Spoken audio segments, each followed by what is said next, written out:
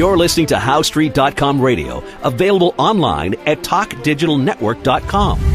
Welcome to HowStreet.com radio, the online source for market opinions. Here is Jim Goddard. My guest is Chris Marchese, mining analyst for the Morgan Report, which you can find online at silver-investor.com. Welcome to the show, Chris. Great to be back, Jim. You were recalling just a while back, people thought China would cut back on the buying of gold. Last year, they literally snapped up every physical piece of gold on this planet. And what's happening this year? Are they cutting back on their gold purchases? No, actually, it's anything but. Everyone is still saying, China's going to cut back on their gold purchases. And just in February, which the numbers came out, 1 or 2 weeks ago, imports jumped 30% to just over 109 tons. And if you combine that with January, which was something like 80-something tons. Anyway, the total for the year has been 193 tons. And that's a 140% increase over last year. I mean, some slowdown, that is. And, especially you have to consider that January is usually a lot bigger than February because of the Chinese New Year. And they buy most of their gold in December, January. And you would expect the January numbers to be ahead of February mostly every year. And, it's almost crazy to see it this much higher, 30% more than the previous month. So, it's good for physical gold, although that's not being reflected in the prices. But as most people know, it's a paper price, not the physical price. And sooner or later, the market always wins out. What happens on the day when people ask to have their gold certificates honored and they want a little piece of that bright, precious metal?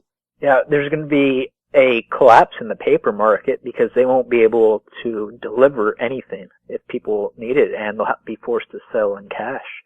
And at that point, it'll lose all its credibility and possibly for all other commodities. So, this is good for the gold market, even though, like I said, the price action hasn't been that great of late. But it did have a really nice, quick climb. Yeah. I mean, it's still up, I think, 8% for the year. And is there any explanation why silver is doing so poorly compared to gold? Usually they march in step. Yeah, usually when they're doing bad, silver does worse than gold, and the gold to silver ratio climbs. And when they're gold and silver doing well, silver tends to outperform gold and cause a contraction of the gold to silver ratio.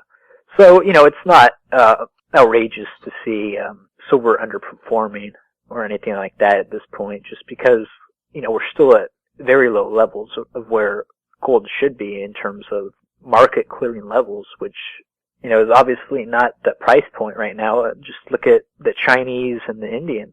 Plus, there's weekly sales records out of the U.S. Mint. I mean, that's been ongoing for quite a while. So it's obviously a paper game, and, sooner or later here we're going to see the physical market overtake the paper market. Maybe they're buying a lot of gold in China because all the people who stockpiled copper have found out maybe copper isn't the best thing to stockpile.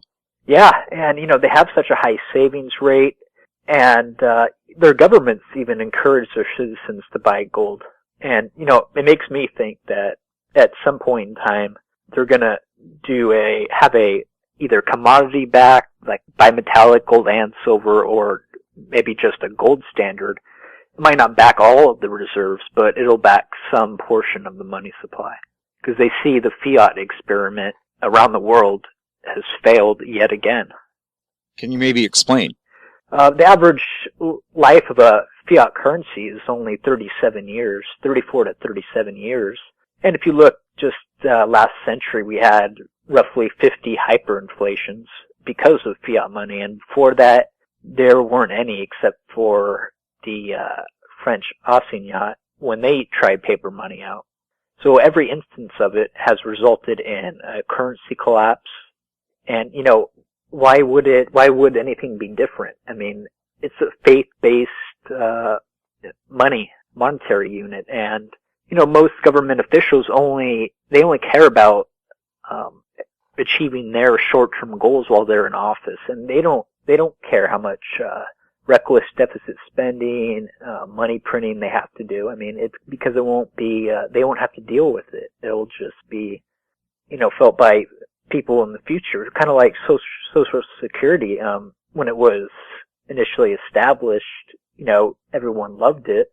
And the first benefactors that have already received it and are receiving it now are, benefiting. But, for example, I won't ever see a dime. And the original people never contributed a dime either. The taxpayers picked it up directly. Yeah, it's a Ponzi scheme at this point. It's just, although they do have small amounts in these, I forgot what they're called. They have like 3 trusts, basically, and they're such small amount. It's crazy how they, for example, put Bernie Madoff in jail for running a Ponzi scheme, yet they're doing the same thing, but nothing happens to them because they're government. Chris, it says consumer confidence is up in the United States, yet Janet Yellen, the new chair of the Fed, didn't look all that confident the last time she gave a speech. No, I don't think she is, because, the unemployment rate is trending down, but she actually acknowledges that the labor participation rate is doing the same, so the labor market's actually not improving. So, everyone thinks that we're in a recovery, and they have since 2010 or so. But, you have to understand how an economy could go right before you could understand how it could go wrong in terms of the policies they're enacting, aren't ones that foster economic growth. We need high interest rates, as the market would provide, because there's a high demand for money. High savings rates would cause real capital formation, that is, capital that would be invested in various industries, and over time create real jobs, not these make-work jobs that the government has provided that really don't add anything. They're just basically one person digging a ditch and the other person being paid to fill it back up. Well, why don't they put a pipeline in the meantime?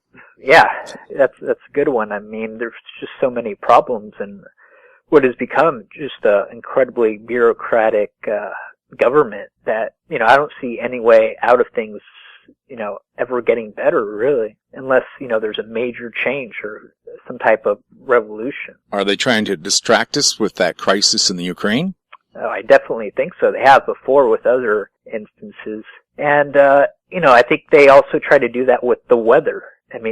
When everything was adjusted for the government shutdown, nothing has gotten better since last summer, which, I specifically said it wouldn't, because there aren't those policies in place to cause that. And they're doing the same thing, except less liquidity is being pumped into the market, but it's still a lot of liquidity. So it'll be interesting to see what the fiscal situation is, if they actually do indeed raise the Fed funds rate, which would cause the yield curve to steepen, and the 10-year, which is has most of their debt payments based on, would go out of control if the 10-year went to just 6%, which isn't even that high. So they're stuck between a rock and a hard place, keeping interest rates down, because interest rates that are too high will cause a problem in the fiscal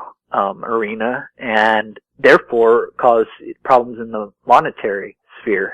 So, they're going to have to make some hard decisions if they want things to actually get better, and history has shown us that they never are willing to do that. Getting to metals, palladium, big darling, but other people are saying if you want a long running horse, go for gold. Yeah, I agree with that, gold and silver, although palladium's certainly a good investment here, a good trade. That we've been saying is go long palladium and short platinum, because the majority of both are used for catalytic converters, and they're interchangeable, so it would make sense that more palladium will be used than platinum on a forward-looking basis because it's cheaper. And there's more of a supply issue with palladium because it's a lot more rare than platinum. But you're correct gold and silver, I think, are the best two commodities you can buy, precisely because of what's going on, not only here, but in the EU and other parts of the world. South America, they have just rampant inflation everywhere. So, but they're also the most manipulated because it kind of discredits the U.S. dollar when gold reaches levels like 1700, 1800, 1900 like it has in the past. What about the people who say the U.S. dollar has a limited life, that within a few years it's going to be replaced by something, but what would replace it? If anything, it would be the RMB, the Chinese yuan, assuming that it becomes fully convertible fairly soon, and they back it. I think they're going to back it by gold, at least to some degree. And, it would make sense. They're the upcoming superpower. I mean, they'll surpass us in 2016 in terms of economic growth. So if anything, why should the U.S. dollar remain the reserve currency? I mean, we've obviously abused it to the point where it can't be abused anymore. So, and each country is starting to realize this by doing trades that are not denominated in U.S. dollars. A lot of Russia's trade is that way. They just do a swap. They barter. Yeah, and I'm sure that will... But how do you pay bills with bartered stuff? I guess you sell that. Yeah, I mean, it'll be interesting to see, but I have the feeling either the Chinese will come out with a basket of currencies or a gold standard of some sort, and that replaces the reserve currency in the U.S. dollar. I mean, how confident can people be with the U.S. dollar? Look at how much debt we have, and it just keeps growing and growing, and there's no sign of it slowing down at any point in the future. The Canadian government claims it's going to give us a balanced budget next year, just in time before the next election. What a coincidence. Yeah, that's odd. That's odd timing. Thanks a lot for talking to us, Chris. My pleasure. My guest has been Chris Marchese, mining analyst for the Morgan Report. You're listening to HowStreet.com radio. Find us on Twitter at TalkDigitalNet. You can forward comments to info@HowStreet.com. I'm Jim Goddard. Silver123.net is a silver saver program designed to be as simple as possible. For as little as $50 per month, you can set up and create an automatic cost average buying program that will get silver or gold sent to your door on a monthly basis. The first step to creating an account is easy. You will supply some basic information. Next, you will add a bank account from which you will schedule your purchases. Scheduling purchases makes saving easy. Silver Saver is customizable and allows you to control the amount and the date of purchase. Once you are signed up, you are then given your affiliate code. Now you can save in precious metals and also market this program. You can use email, web pages, and multiple forms of social media to share the Silver Saver program. Silver Saver will reward you generously with physical silver or gold whenever someone you refer becomes a saver. Silver Saver not only provides you with a share code, but also allows you to place your own banner ad on a website of your own. Silver Saver is one of the best ways to start saving and accumulating gold or silver, especially at these levels. Visit silver123.net and start saving today.